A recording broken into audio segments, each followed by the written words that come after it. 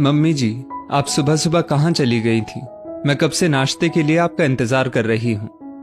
ये कहते हुए रश्मि ने आगे बढ़कर अपनी सास रमा जी के हाथ से भारी झोला ले लिया। बहू, तुम कल बता रही थी ना कि रसोई का कुछ सामान खत्म हो गया है। वही सब सामान लाने में किराने की दुकान पर चली गई थी। अपने माथे पर आया पसीना पोंछते हुए रमा जी मुस्कुराई, लेकिन रश्मि ने अपनी सास के प्रति फिक्र जताई। मम्मी जी, ये सब सामान तो बाद में भी आ सकता था। आपको इतनी तेज धूप में बाहर जाने की क्या जरूरत थी?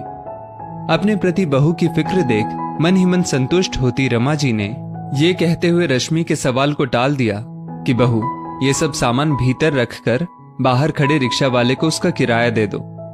थक कर बाहर से आई रमा जी वहीं बरामदे में पड़ी कुर्सी पर बैठ गई। मम्मी जी, रिक्शे वाले को किराया कितना देना है? सामान भीतर रखकर बाहर बरामदे में वापस आई रश्मि ने रमा जी से पूछा। 50 रुपए दे दो बहू। नहीं बीबी जी, किराया 60 रुपए हुआ।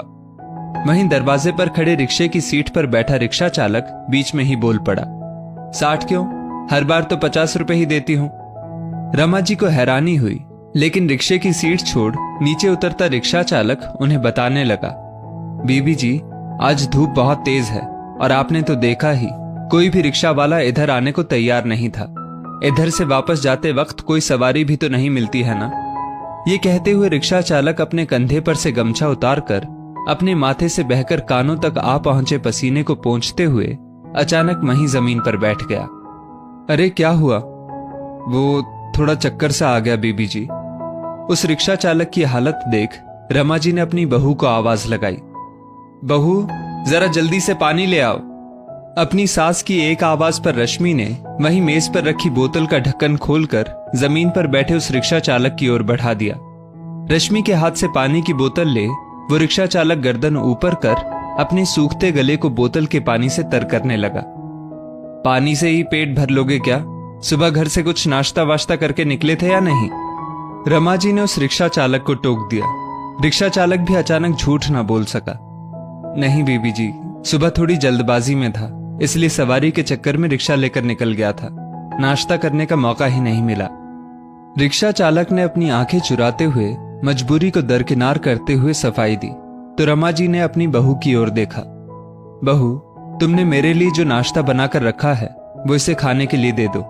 मैं स्नान करने के बाद सीधा भोजन करूंगी। ये कहते हुए रमा जी ने दरवाजे के बाहर खड़े उस रिक्शा चालक को बरामदे में पड़ी कुर्सी पर आकर बैठने का इशारा किया।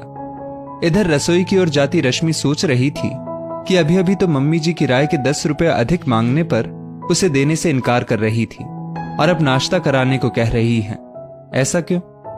संकोचवश ही सही, लेकिन भूख से व्याकुल वो रिक्शा चालक रमा जी के कहने पर बोतल के पानी से हाथ धो भीतर बरामदे में आकर बैठ गया। रश्मि ने भी रोटियों के साथ कटोरी भर भाजी परोसकर रिक्शा चालक के सामने रख दी। सिर झुकाए भोजन कर रहे रिक्शा चालक की ओर आश्चर्य से देख रही अपनी बहू के मनोभाव को समझती रमा जी मुस्कुराई। बहू, रुपयों का हिसाब किताब अपनी जगह और इंसानियत अपनी जगह।